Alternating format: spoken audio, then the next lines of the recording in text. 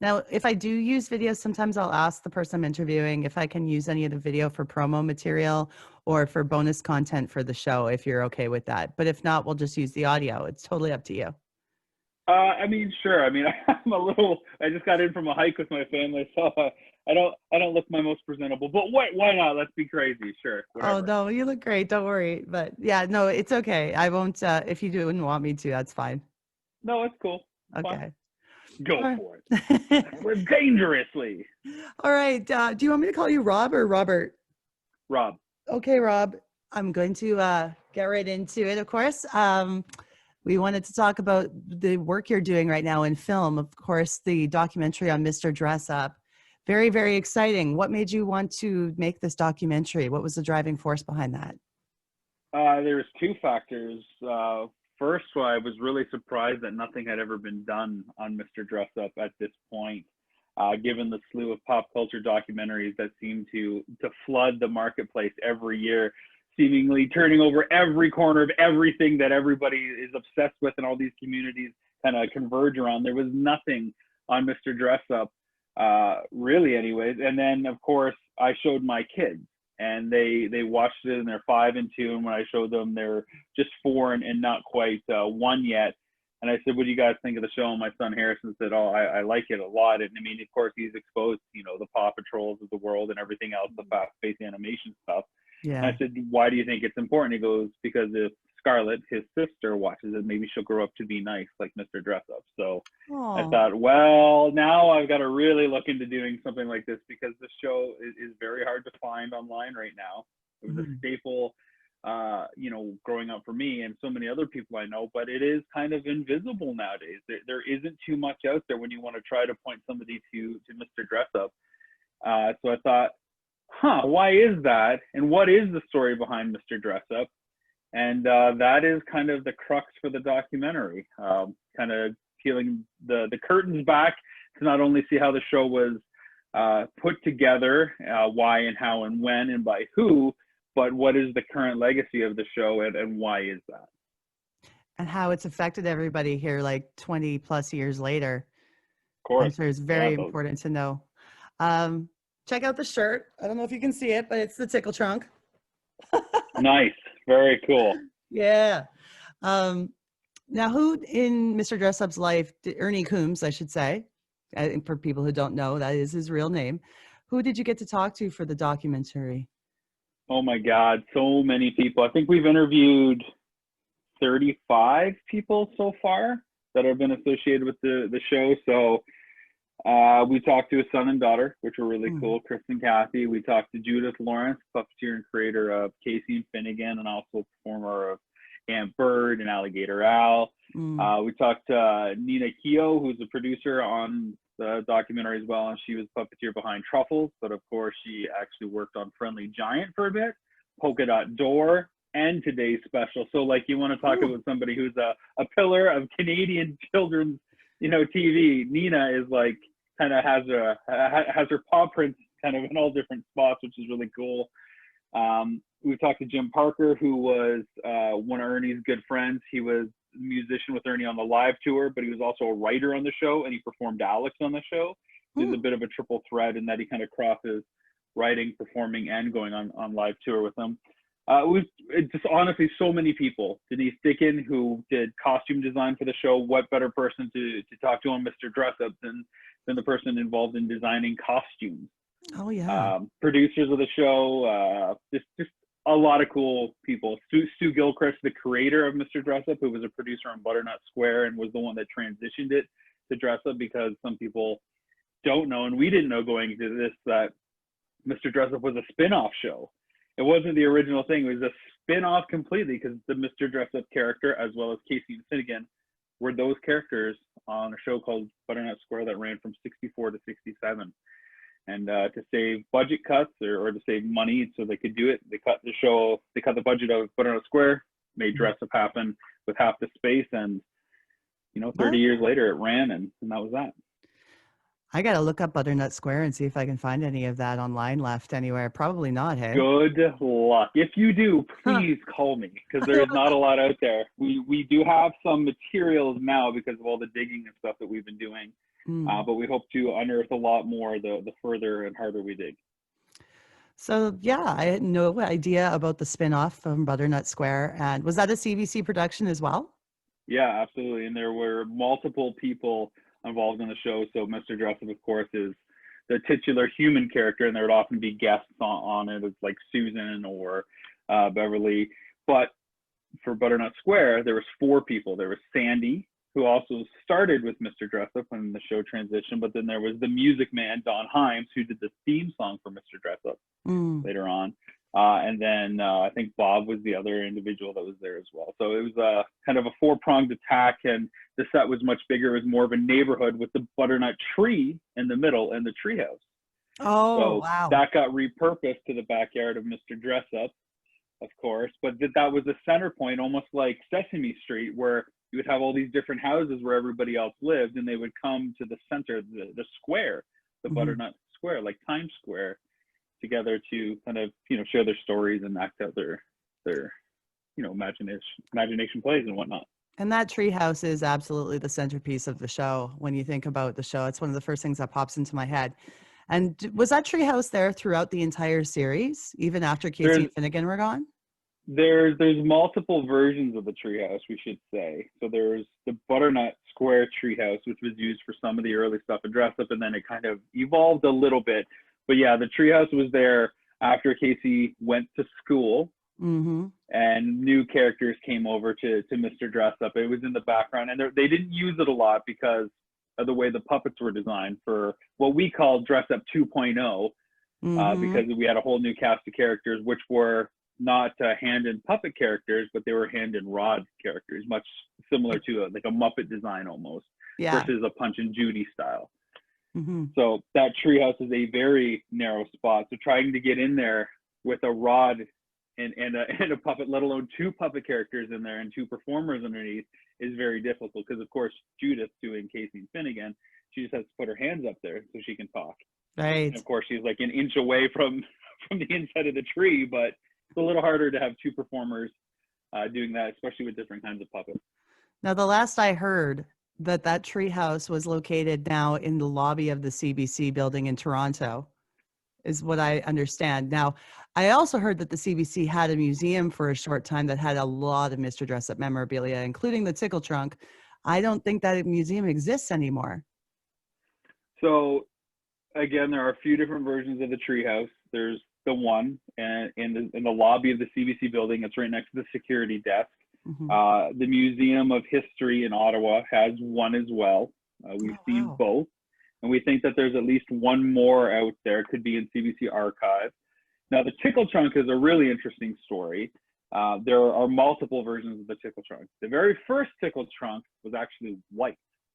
So Mr. Dressup started in black and white, and it had the iconic flowers and butterfly type decor on it, and it was white, but then it became red once the show went to color, from what we can tell. But there's various versions of those, and we think that there are as many as 5 Tickle Trunks out there that are legit. One of them was for the live show, which was built a little bit bigger so that kids could see it on stage from afar, and we know that one's in England with Ernie's son Chris. We've seen pictures of that and talked to Chris, obviously. And there's a few other ones floating around. There is another one in the space that used to be the CBC Museum, which is now used to do their CBC morning production for kids and whatnot. And it's often in the background. And if you go to visit CBC, you can peer through the glass and see it. But that's not the show one. We can tell for a few different reasons. The dimensions are a little off. That's not the show one. So there are a few other ones out there. So we can tell you that. And I did get to go to the museum that was there. Yeah? I was actually an intern at Royal Canadian Air Force when I was doing my post-grad work at Sheridan. So once a week I would go down to CBC, and the line would form on the main, main floor of the building, and we would take people up through the elevator. But while we were waiting for people to show up with their tickets for Air Force, I'd always go into the museum, and they would have the Friendly Giant castle in there. They would have Mr. Dressup's drawing desk, plus a bunch of the puppets on display. One of that Tickle Trunk I mentioned that wasn't, I don't think, show used, but kind of representative of it anyway. So it was a really cool space. They had Dottie and Basil from Sesame Park were there. It's really cool. You can find some pictures online and some videos on YouTube of the CBC Museum, and I really wish they would bring it back. Oh my goodness, I would be a thrill to go there. Absolutely. Now I'm out in Western Canada, but I'll make the trip if they Yeah, ever bring well, it back. just keep staying tuned to all my social media stuff. I'm not too Yeah. heavy on Twitter yet for everything Mr. Dressup. It is going to change very soon as things ramp up, but there's some really cool stuff that we hope gets in the works Hmm. that would be of national interest. Coast to coast people should make the trek once our whole world kind of gets back to normal, Right. however long that takes. Right. Do you think that there would ever be any other show comparable to Mr. Dressup? I would say the closest comparison would be obviously Mr. Rogers, who I think the two of them knew each other. Best friends at one point. Mr. Rogers was actually Mr. Dressup's best man for his wedding and his daughter's godfather, Well, they're which closer was than I really thought. cool. Yeah. Yeah, and in fact, Ernie knew Fred very well. He was an assistant puppeteer on Fred's show, and so when Fred came up to Toronto to do Mr. Rogers, which is written as one word with the R and Mr. carrying over for Rogers at CBC, Ernie came with him. So imagine that car ride from Pittsburgh, Pennsylvania, as those two guys travel to Toronto. Mm. My mind goes crazy thinking about what was said in the car and the different things that could have been discussed. But those two guys basically are responsible for preschool children's entertainment for the entire continent. An At entire, that point, more than one entire generation knew them. yeah, Absolutely. we kind of pin it down to 5 generations, Yeah. which is pretty crazy because if it starts in the 60s and ends in the 90s, you've got the parents of the kids that first start to watch it, and then the kids of that first generation, and then the kids of the kids. And because reruns for Dressup go into 2006, Yeah. that's a pretty good 4 to 5 generations of different kids got to see it. But yeah, to answer your question, Mr. Rogers is probably one of the most comparable shows. Sesame Street, influential for the amount of time it's been on and how many people know it, but not too much after that. I Mm-hmm. think it's a small pool of shows that impact people at such an early age, that have been around long enough, that when people say the title, it's like, yeah, they have a reference point, even if it's a different reference point from the next person because of the age difference. Yeah. It's that pool of shows is really small. Maybe the Wiggles is now getting into that territory out of Australia because they were around late 80s, early 90s, so it's been 30 plus years for them. But Hmm. again, it's not quite the same as a 50-year legacy. And I think a lot of people were unaware that he actually wasn't originally a Canadian citizen, but he became one. That's true. Um, He's from Maine originally, and like I said, he met Fred Rogers in Pittsburgh and yeah. whatnot, and came up and didn't become a Canadian citizen until '96. Hmm. When he just said, I think inherently I'm a little bit more Canadian than I am American. He didn't have any desire, from what we know, to go to the States. He was just happy being part of Canada. And the story that we got, I think it was from Kathy, said, somebody wrote to him and said, what does it mean to you to be a Canadian citizen? And he wasn't at the time. And that's when he first started really putting some thought into it. Hmm. If I recall correctly, that, I think it's time that he made the leap, and they built the entire citizenship ceremony around him on July 1st, which was pretty cool as well. Oh, very cool. Very cool. I bet you could find that too online, but We do have footage of yeah, that as well, which will probably be in the documentary. awesome. I feel that in today's society, people have a hard time accepting the fact that people like Ernie Coombs and Fred Rogers were so pure and just full of like love and wanting to educate children. I feel like, do you think that some people might still find it strange that an older man would want to be a role model for children? Because I don't Well, at all. I think there's a I think purity there. I think that people are very skeptical and very Mm-hmm. cautious, especially when it comes to anything with kids. As a Mm-hmm. parent, I mean, we went walking through the woods this morning before we started talking this afternoon, and I was like, "Don't touch that! Don't touch that!" Oh no, you're gonna get stung. Like, that's just a Yeah. natural response of a parent, because you don't want anything to happen to your kids, right? So Yeah. when you always worry about what they're watching and how they're doing, in front of like a TV, and what they're absorbing and what they're learning and how that will transcend. So you think, okay, what is this older gentleman doing? What are the values being presented? It's so easy to poke holes in even the concept, right? So what is Mr. Dressup, which is the question we loved asking people. Like, describe the premise of Mr. Dressup for me. and people would, come at it a bunch of different ways. Well, he's like the uncle, or he's like that friendly neighbor, or he's like a grandfather, and he's got this boy and this dog who live in the treehouse in his backyard, and girls from the neighborhood would come over, and it just does not sound, it doesn't sound PC or kosher or however you would it just does not sound good. But the second you watch the show, you instantly understand how wholesome and how gentle and how patient it is. Yeah. And that's everything that we need nowadays in society, because everything is do it now, do it quick, hurry up. All the kids programming, I think, at least from what I see my kids try to watch, is all about problems and problem solving. And at first you're like, oh no, that's good because they're teaching them how to solve problems. Well, that's so anxiety inducing when it's all about what's the problem this time? How do we fix the problem? How do we fix the problem? This is going to happen. In every episode, the stakes get bigger and bigger. It's like the world is going to die, or Adventure Bay and Paw Patrol is going to get flooded. And all these people won't have homes. It's like, oh my God. Can't we just tell a story like about Jack and the Beanstalk and just play and put a different fun twist on it? Or can't we just make it craft? They have the rest of their lives to worry about other stuff like that. Oh, man. Let them enjoy their childhood. When you start looking at children's entertainment nowadays from the point of, wow, look at all the problems and conflicts that are inherent to this stuff. As an adult, I got riddled and overwhelmed mentally thinking, what are we teaching our kids? What are we showing them? Mm-hmm. It's not soothing. It's not comforting. You put on Mr. Dressup, adults are going to kind of relax because there are no stakes. It's about just being yourself and taking your time.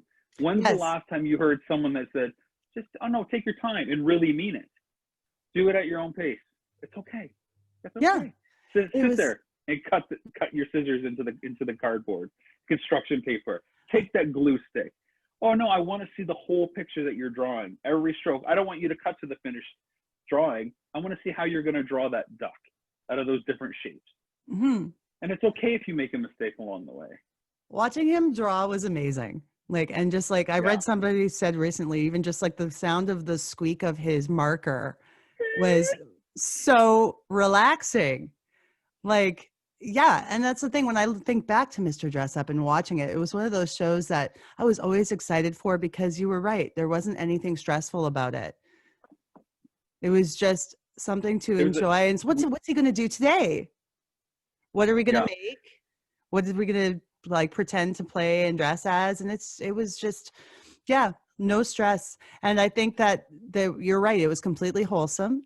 And I never, ever would have thought in my head that anything negative about that situation. Everything about it was great. We've heard a lot of people chime in, especially since our Facebook page is live, and we had been shooting for over a year before we even went public with the project. Because again, everybody wants it now. They don't want to necessarily wait, 3 to 5 years, which is sometimes is what it takes for a documentary. So we waited until we had more stuff to showcase. But since we've kind of made our Facebook page out there, we've had tons of people say, man, Mr. Dressup, that was a safe place for me. Mm-hmm. My school life wasn't good, or my parents and family life wasn't good, but I knew every day at 10:30 I'd have a half hour that was safe. That it didn't matter what was going on in the four walls of my house. It didn't matter what was going on outside. It didn't matter what was going to happen after the show or what had happened that morning. I had a half hour where I felt safe. Mm-hmm. And so we started really drilling down on that specifically in the documentary. And I started thinking for myself, why did it matter to me so much? Why when I was homesick, did I want to put on Mr. Dressup to feel better? Mm-hmm. And I think, and I've said it in other interviews, I think it's the ultimate childhood fantasy because you have a nonstop interactive relationship with a loving parent, where that parent, in our case, isn't on their phone, isn't doing what they want to do and bothered by the kid who wants to do something else. The parent, Mr. Dressup in this case, stops everything they're doing and, asks Casey what's going on, asks Finnegan what they want to do. Mm-hmm. They start building crafts.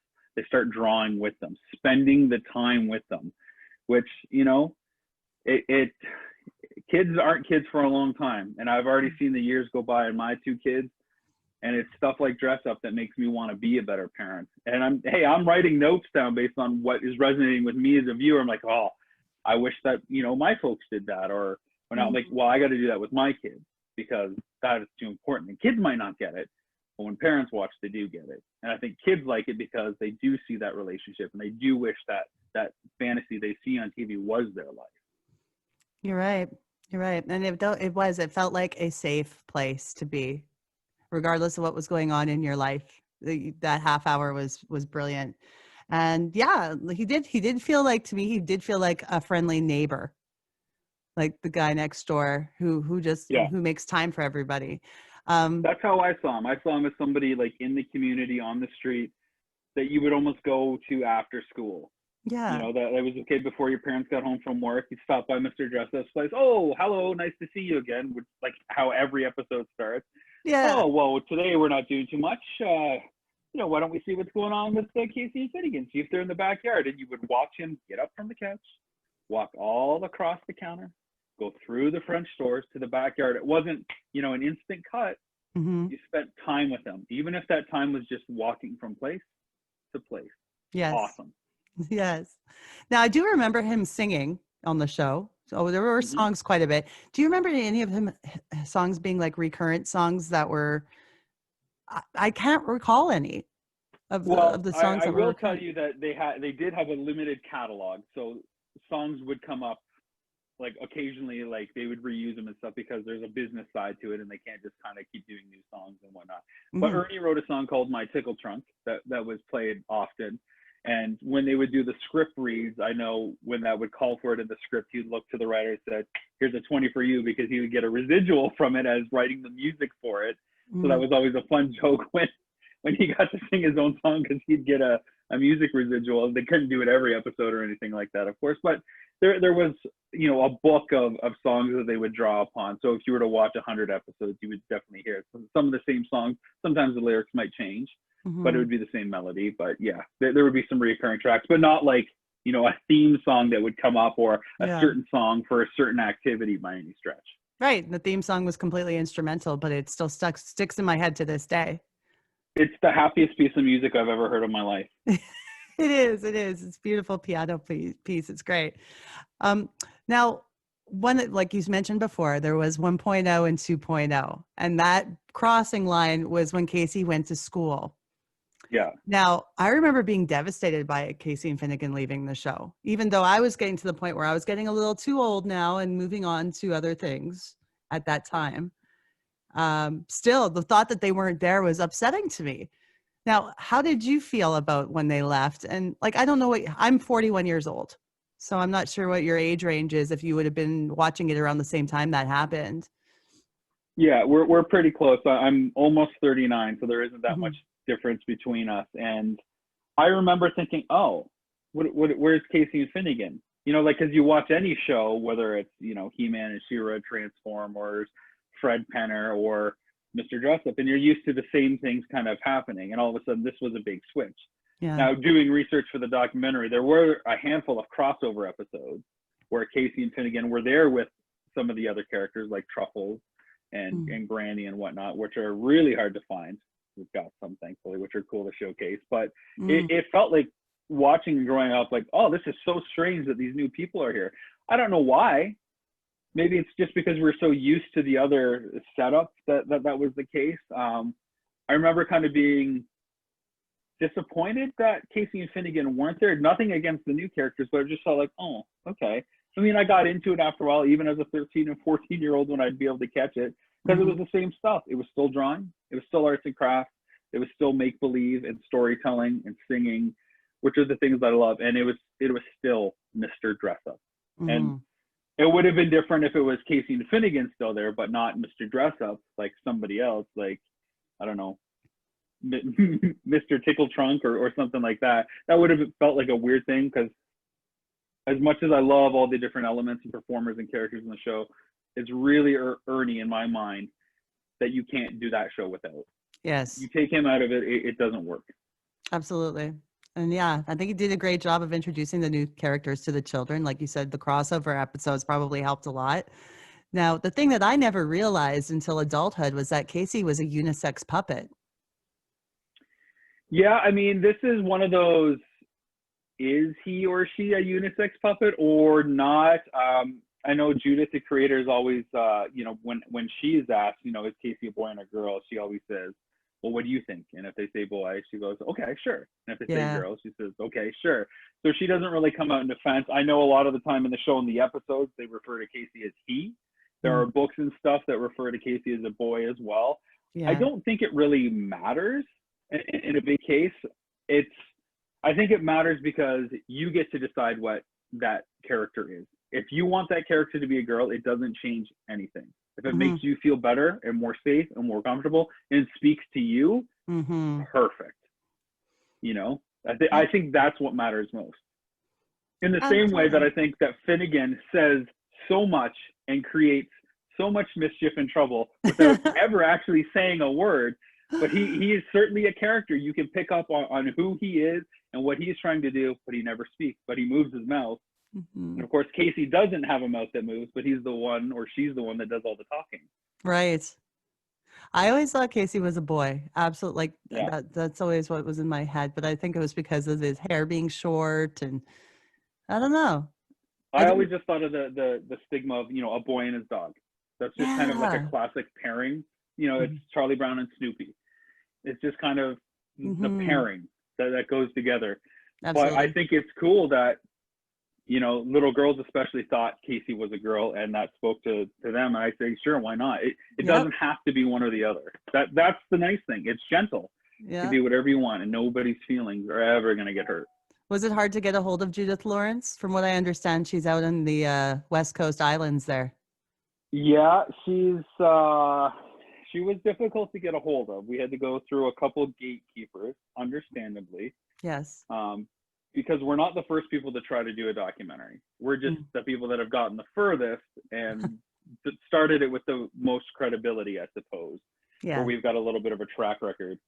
And it took a little while to get to her, and there were several phone calls back and forth, and there were a bunch of different plans made until finally a few things fell through, and we just said, okay, we're coming to see you, Judith. Here's when we're going to be there, and we're going to cross our fingers. And, you know, anybody that doesn't know Western Canada, and I'd never been out to Western Canada. I've been to BC once for another documentary shoot, but it was like just on the other side of the American border, like 20 minutes in.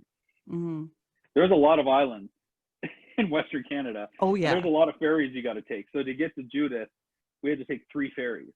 For us to get to her, we flew from Detroit to Seattle because we didn't want to have to take a bunch of different planes through Canada. Then we drove from Seattle to Vancouver. And we didn't get into Vancouver until 2 a.m. And then we got up at 6 to get the first ferry to go to Victoria. And then we had to take another ferry and then another ferry to get to her.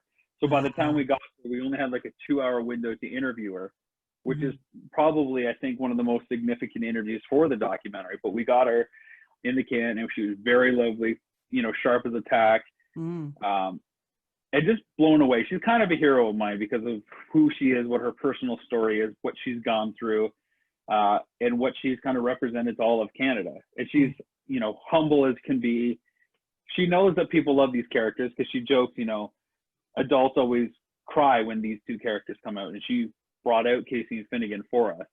And Jordan and myself were just instantly little boys on the floor with our grilled cheese sandwiches and tomato soup. Again, just like watching Casey and Finnegan. She's right there doing the voice and everything. But, oh my goodness. And of course, you know, when she's about to put the puppets away, I'm like, hang on, I had to pet Finnegan. And like, it's just her hand in the puppet, but it's not, because it's Finnegan and there's a soul in there, you know? I'm even getting teary-eyed just thinking about it. I'm getting goosebumps because those characters were a foot away from us and we got to hug them. Yeah. Imagine getting to hug those people that are part of your childhood. You instantly feel like a child again. And again, that show, that safe space we talked about, you instantly feel safe again. Wow. And that everything's all right in the world. And I know for that day and days after, for me, it didn't matter what happened around us because we had that safe point again that kind of just, you know, completely cover us like a warm comforter on the couch, you know, and it's very cool. It was very cool. And the same thing was when we filmed with Fred Penner to talk to him about what it was like, you know, what Ernie's legacy was and that show's legacy. It was just, again, like, wow, this guy was a huge part of my childhood as well. And just to hear him talk and speak about, you know, the importance of children and how we should work with them and not teach at them and speak at them, but how we should listen to them and grow with them and let them teach us things. Yes. Again, just kind of like Canadian royalty, if you ask me. Oh, absolutely. I mean, those phrases, even the phrase tickle trunk, just saying that, people still use that in their vocabulary. If they're Yeah. describing certain things, they could say, "Oh, I got a tickle trunk full of stuff." People say that. Yeah. Where do you keep your Halloween costumes? Well, in the tickle trunk, of course. Right? It's just colloquial. It's part of common phrase. It's like, I'm going to have a Coke, or, pass me a Kleenex. Yeah. What is that trunk? It's my tickle trunk. Well, you must be Canadian. Well, yes, I am, eh? Was Mr. Dressup available in other countries, or was it exclusively Canadian? Well, again, the cool thing with Facebook is we're getting a lot of stories out of the U.S. now, a lot of border towns that grew up on it too. And they're like, oh my God, there's a documentary on this, because to them, they would get like CBC, and sometimes it'd only be for certain parts of the day because of the way the weather would affect their broadcast signal in Port Huron or in Maine or in Vermont, but they would get it. And they found it on Facebook, and they've been reaching out to us. And I mean, I would love to hear what they think specifically in the documentary about what Mr. Dressup is to them, since obviously they're from America, and America is a very different place than Canada. Having lived on both sides of the border, as much as we are similar, very different cultures, very different values. And so it really interests me as a Canadian filmmaker to talk to Americans who grew up digesting Mr. Dressup and see how that may have impacted them, and what other shows they watch alongside as a result. There are certain things that I've been looking at recently before I was preparing to talk to you. And I saw an image of Ernie looking up at the wall at that owl portrait. And it automatically came Wise back old to me. owl. It came back to me. I had forgotten all about this owl portrait. There's other characters too, like Alligator Al. Yeah. So Wise Old Owl was voiced by Ernie. So they would do a close up on the character. They would have somebody behind move the eyes back and forth. And he'd always do this rhyming phrase, to it, to we, to it, to who. Yes. I wonder about you, Yeah, you've just brought it all back. I know. That's great. You just had that moment where instantly you remembered it all. I love that. Yeah. And it's funny, like those shifty eyes, that reminded me of, did you ever go to Bullwinkle's as a child? Did you have Bullwinkle's? No, I don't know what that is. Bullwinkle's was like a restaurant for kids, very much like a Chuck E. Cheese, but it had more of a dark and sinister feel when you went into it. Oh, okay. Yeah. Why not? It was great. Like they had all the characters on stage in animatronics, just kind of playing guitar, moving back and forth like this. Very freaky. Wow. Anyways, if you haven't experienced it, we won't worry about it. But the shifty eyes kind of reminded me of that. But yeah. And then so Alligator Al was so also Alligator Al was, of course, the originator of the Trading Post. He was the entrepreneur there. Again, voiced and performed by Judith. He's kind of snarky, and I was really, really quick to the point. Now, welcome to the Trading Post. I'm Alligator Al. Don't drop the box. He's just really kind of in your face. He's kind of he's just kind of hip. He does his own thing. He likes to be part of the community. And Did you ever get to see Mr. Dressup on tour?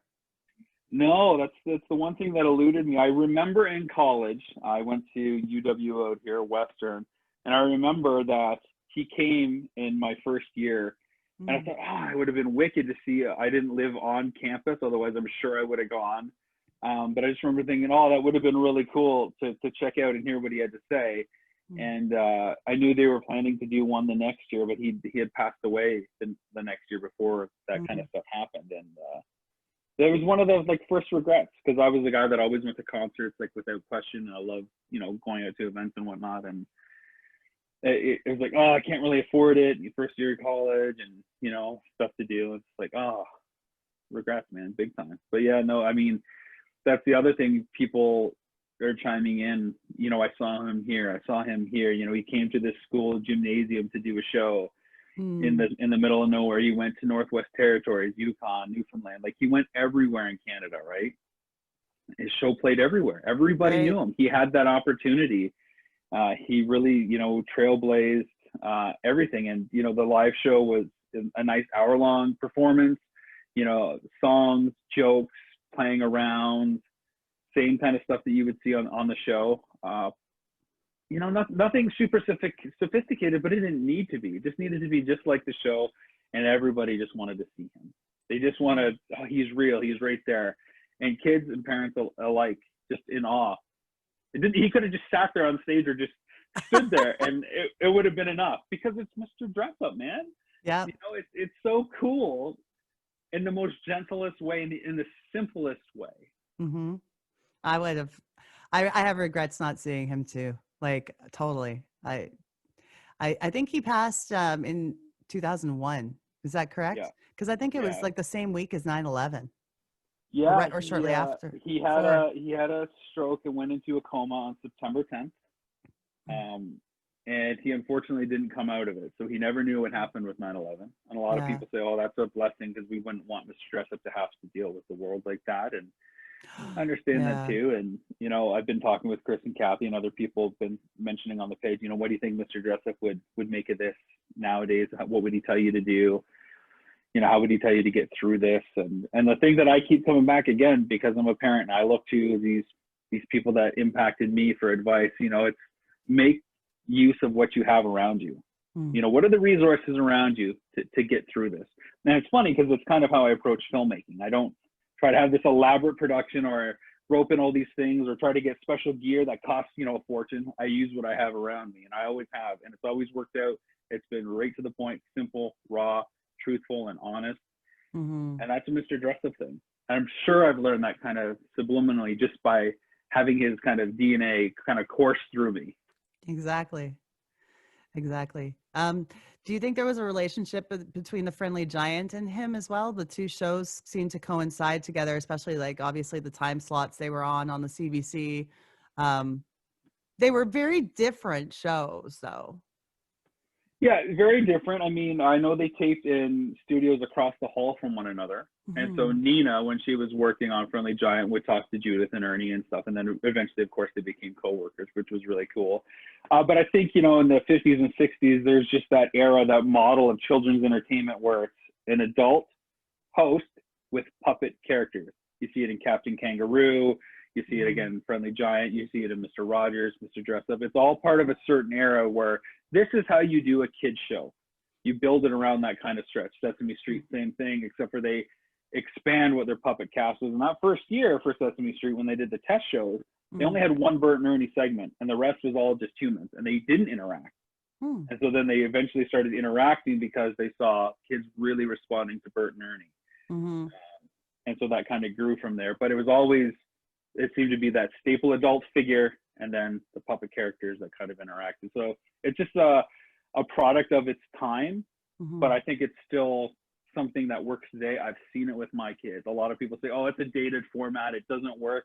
Kids today would never watch it. What's wrong, man? That's 100% wrong, because kids that are 2 to 5, which is that age range, even if you said 2 to 4, because kids grow up maybe a little bit quicker nowadays, every joke is brand new to them. Every craft is brand new to them. Every process is brand new. They're constantly learning. So it doesn't matter, you know, if that show is dated or, you know, from another time. It's dated to you because you've had 30 years of watching television or, you know, whatever it is. Exactly. But for a 2 to 5-year-old, you can put on Mr. Dressup, Fred Penner, Friendly Giant, Polka Dot Door. They buy into the imagination because it works for them, because it's about exploration and storytelling and play. And I think there's a lot of, the most important thing a kid can do is play. Yeah, and I think there's a lot of lacking imagination stuff now. Like, I think a lot of it is kind of just telling you what exactly you're supposed to do with this information, where these shows got you to, what would you do? Like, kind of thing, like makes you use your own imagination. Yeah, imagination is so key. And I mean, we talked a little bit off air about some of the other work that I've done, and I've done some stuff in video games, specifically like the 8-bit NES era, and I've got a documentary on video game box art. And this is the same kind of thing. The costumes in Mr. Dressup do not completely disguise the character. You can see very well that that's a paper bag on Casey's head who's pretending to be an owl. It's not like a feathered, you know, robe that's on him or anything. And Mr. Dressup's stuff isn't that much better. It's maybe got a few more pieces, but you've got to use your imagination to say, okay, this is the added piece, but this is what they're going for, and here's the performance that drives you through.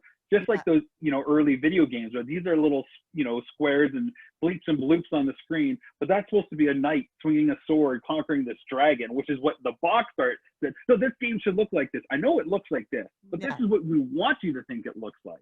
Yeah. So it's invoking and provoking your imagination to be an active participant instead of saying, well, here's exactly what it is. Don't do any work. Just consume this. And that's that. Well, it's showing That's kids why I think a lot of entertainment doesn't work today. It's showing kids that, oh, you can make this too. Just use your imagination. Yep. You can be whatever you want to be. Also, Yep. like, that kind of reminds me of South Park too. When the South Park boys get dressed up for whatever characters they're being when they're doing like superheroes and stuff, all their costumes are super like basic. You can tell it's like a bunch of duct tape, tinfoil and duct tape. You know what? The box. I was Osimo for Halloween 2 years ago, and it was so easy to make because you use cardboard boxes. You throw it together just the way Cartman would, Mm-hmm. But that's off topic. But it makes sense in your mind. It makes sense in your mind, and that's why I love those cutscenes in South Park where it goes to like those anime sequences where they're all like, super muscles and ripped and they have the awesome spandex show, but then they cut back to like the reality because that's playing as a kid. Yeah. And that's okay. Absolutely. Now, do you think there's anything comparable in children's programming today? Because I don't know. You obviously have little children, so you know what's going on with the shows, but I have no idea what kids are watching now. There's a couple things I would point out to. I would point out stuff like Blippi, who is a human character who talks directly to camera, very educationally driven, silly, wears a bow tie and suspenders, like bright blue shirt, orange kind of pants and sneakers. They're almost like mocking the kind of show that would be, but then you see how genuine it is because it goes on long enough. Again, the Wiggles, I think, is pretty close. They're a little bit more song driven, so there's a lot of songs and not so much make-believe and sketches, although they do have like Wiggle Town, which is almost like a parody of the Monkees, where there's a bunch of songs but cut in between the music videos. There's a bit of a narrative that they figure out. And then Miss Persona out of Canada, which Fred Penner's in, Allison Court, who is on Big Comfy Couch, and Mr. Dressup is in, and they're using that imagination kind of situation. It takes place in a treehouse. There's puppets. You go into a closet to dress up, like a transformation sequence kind of out of like He-Man or She-Ra. Cool. So Miss Persona in particular brings in a lot of these kind of 70s, 80s, and 90s tropes into that whole kind of kids programming sphere. Well, I'm glad to see that there's something that still has that level of quality and imagination. Well, 3 shows out of how many shows out there? The default is let's do animation. Why? Because it's cheaper, because we can redub it and sell it around the world. But I don't think it's better. I think it's the lowest common denominator, and that's not to take anything away from the shows, because some of the shows are pretty good, pretty funny. But there is something to be said for the tangible. We live in a world where everything is divided by a screen, and it doesn't exist in reality. And I don't know what we're teaching kids when they can't go and grab that thing. So when, I don't know why I keep picking on Paw Patrol, but when the pups from Paw Patrol go to try to fix the problem, our kids can't do that because they don't have those materials and that world doesn't exist. So I think there's always a disconnect. But when Mr. Dressup wants to make a craft with a paper towel tube or a toilet paper tube and some googly eyes or some glue, or wants to draw on a paper, our kids can do that right away. They can go draw that same bird or that same thing, or they can take the letter A and turn it into an alligator because they saw Mr. Dressup do it. I'd be like, There's Mom, a cause and effect. Mom, I need pipe cleaners. Yeah, our house is stocked with popsicle sticks, pipe cleaners, googly eyes. We should probably get a bag of feathers soon. But we've got hot glue guns and stuff like that. And our table gets all gunked up with glue, and it's like, okay, well, whatever.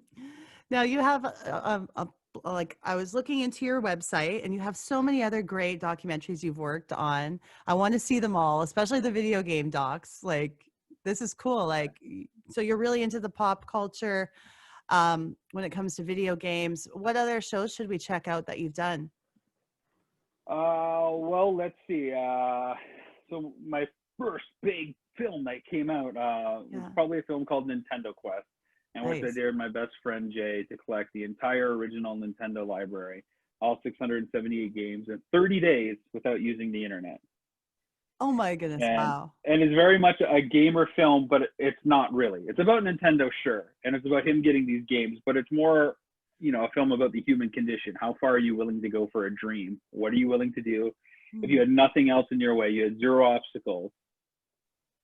How far are you willing to go? What are you going to let hold you back? So that's kind of what Nintendo Quest is about. It's the ultimate video game kind of fantasy, because this is what one gamer's always wanted. And I said, all right, man, hear you talking about this forever. You want the whole library, just do it. Put your life on hold and make it happen. Mhm. I mentioned video game box art, the stories behind the covers, which is all about the cover art and the illustrators, because nobody knows who did all that cover art for us. But when you walk down an aisle of Toys R Us and you just saw the wall of cover art, you're like, I want that one. Because of the cover, you had nothing else to go, and there was no internet, there was no review. So Yeah. that series looks at all those people and some of the Easter eggs and how the industry evolved and the role that box art played. Power of Grayskull is out there, of course, if you're a He-Man and Ah, She-Ra fan. And you've got Netflix, check it out. That's the definitive history of everything He-Man and She-Ra, from how it started, from Mattel passing on wanting to do the Star Wars figures and then realizing, oh, we made a mistake, we better have something to compete with that. That's kind of the seeds of He-Man and where that started. I did a film called Missing Mom, in which my brother and I hit the road to try to find our mom, who's been missing for 25 years. So again, wow. it's another personal journey, how far we're willing to go to try to find the thing that people say would be impossible to find or do, and what's going to get in our way and not get in our way. And Yeah. of course, there's some lightheartedness on the way, because both my brother and I are into pop culture stuff, so that stuff seemingly works its way into it. Hmm. And then, Mr. Dressup is the next one that we're working on, and we're just wrapping Action Figure Adventure, which again features Jay, the guy from Nintendo Quest, but now going to collect action figures on behalf of a charity. So he's putting together the ultimate action figure auction. He's fronting the cash, going around North America to find the coolest pieces, and then auctioning them off, and whatever the difference is from what he put forward to what it goes for, goes to help children in need. So it's kind of putting Wonderful. real power to the kids that need it the most. Wonderful, wonderful. And so we're still in progress with the Mr. Dressup documentary. What's the timeline looking like for you right now? I know it's tough because of COVID. It's probably set things back a Yeah. bit, hey? Yeah, unfortunately, it's been a wait and see with COVID, because it's not only, when is life going to get back to normal, but when is it going to be safe to do production? And when Yeah. you're talking about a show that's been around for a while, a lot of the people that are part of the legacy are, not like 20 or 30 Yeah. anymore. So they're certainly at the higher risk age group, and we want to be respectful and not have to go into their apartment Hmm. in a hotbed city with a camera crew and get them to speak for 2 hours at a time without a mask or something like that. Yeah. So that's been difficult, and it's been kind of like, well, let's wait and see what happens next month. Let's wait and see what happens next month. And it's just not quite there yet. So we're switching gears a bit, and we're just going to dive headfirst into post-production and cut what we have Hmm. and really identify the gaps that we need. We know what we want to do. We know what production has to exist. Almost all our interviews are done. We need 6 or 7 more. Hmm. But then we have a whole nother through line about the current legacy of Dressup and how to change the current legacy of Dressup. And that needs to get shot. And we're hoping that we can do that next spring. And by then, we hope that we'll know where people can watch the film and when they can watch the film. So as we continue to cut right now, we're shopping it for a home. We've got a few people in mind, a few destinations in mind. And it's just a little bit of a chess game. And COVID is providing us an opportunity to play that game, but it's delaying the production we need to get done as well. So Yeah. we're doing what we can with the resources that we have, Yeah. just like No, Mr. Dressup. exactly. Yeah, so obviously we're going to be watching and looking forward to it. I'll be sharing all the links for people so that they can come see your films and check out your website. Now, to wrap things up, you pose a very important question I saw on your Facebook page for the show. Oh no. I ask questions that I don't have the answers to, okay? I do it so other people can think for me. Come on, I don't know these answers. Yeah, but I want to say, why is Mr. Dressup important to Canada? And where do you see his influence today in culture? But that was the question that was on the Facebook page was, how is Mr. Dressup important to Canada? Sure. Well, if I answer this, is this like a spoiler or what? I guess I could answer it. I think Mr. Dressup's important because we don't have a lot of cultural icons that span decades, let alone generations of people, and impact them at at an age where it's going to stick to them for the rest of their life. My producing partner Jordan and I kind of try to theorize what other shows are distinctly Canadian that are with us for a long period of time, and the only thing we could come up with was Hockey Night in Canada. Right. But that's not really around in your formative years where you're learning to act and be part of a community and figuring out who you are and why you are that way. So in that way, Mr. Dressup is the ultimate Canadian icon. And when you think of what a Canadian is on the international stage, what it means to be Canadian, it's usually they're humble, they're polite, they're funny, they're resourcefulness. Well, aren't all those things really Mr. Dressup? Mm-hmm. You know? So there's this weird thing that to be Canadian also means to be kind of like Mr. Dressup. And I think we've all learned to be that way because we were able to consume that kind of culture. And I think that's a good thing. And I think it's really time that we put a spotlight on him in that show, because we don't do a good job at celebrating ourselves as Canadians. We're very quick to say, oh, no, it's okay. We're very humble that way. Our neighbors to the south are very good at saying, look at what we've done. It's time that Canada celebrates our past and our history, or lest it be forgot. Because here's the scary reality. If you're 30 years old, chances are you don't know who Mr. Dressup is. Yep. That is frightening. And to have a whole generation now that doesn't know him and that program and those values, I think something needs to be done about that. So that's what the doc's in store. That's why I think the documentary is really special. And I think that's why it's going to matter more than some of these other pop culture documentaries where it's just, here's the story of how this happened. Ours is, here's the story of how this happened, and here's why it's important today, and here's the next chapter of it. A lot of us are the way we are today because of him. And that's wild to think that he had that much of an impact, but he did. Isn't that wild? Oh, Rob, it was such a pleasure talking to you about the documentary and all things Mr. Dressup. So I want to thank you for your time. Thanks for having me on. Sorry this couldn't happen sooner. Things are chaos around here. The pandemic doesn't help, but I'm so glad we got to connect. Me too. And don't worry about that. I'm patient. I was just happy you were able to make the time today. So thank you so much. No problem. I look forward to next time. Maybe I'll let you know when there's a big scoop on Dressup or one of my other projects. Absolutely. I'll keep in touch. And also, like any of your other projects you're working on that pertain to the 90s, I'll have you on and we'll promote it too. Cool. Cool. Well, we'll get in touch then for Action Figure Adventure, because that is wrapping up and action figures are very much a 90s thing. Absolutely. Yes. Cool. Okay. Thank you once again. I hope you enjoy the rest of your day, and I'll tag you in the social media and let you know the week that this one's going to come out. It's still going to be a little ways away, but I'll let you know what right beforehand. Yeah, please do, and we'll share it like crazy. Sounds good. All right. Cool. Take care. Thank you. Cheers. Bye. Bye.